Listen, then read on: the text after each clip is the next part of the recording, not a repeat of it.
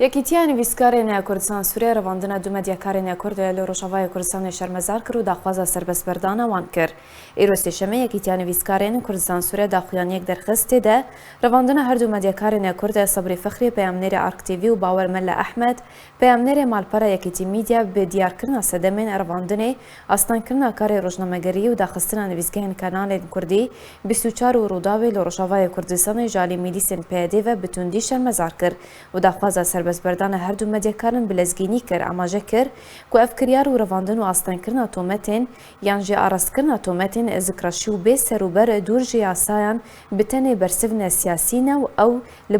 raya giştî xwe ji diyar dibe. Yekîtiya nivîskarên Kurdistan Sûriyê di daxuyaniya xwe de got di demekî de ku garantiya ewlehî û silametî û azadiya alavên ragihandinê û rojnamevan medyakar û nivîskaran dihat xwestin wekû pêdiviyên sereke û dabînkirina jîngeheke demokrasî û rêzgirtin li mafên mirovan parastina rûmeta wan em dibînin ku rewş xirabtir dibe û berova jî madeyên digrêbesta civakî de ku dirêveberiya pêdî bi xwe de jî pêkartêkirin serbarê birovajîbûna wan bi peyman û zagonên navdewletî.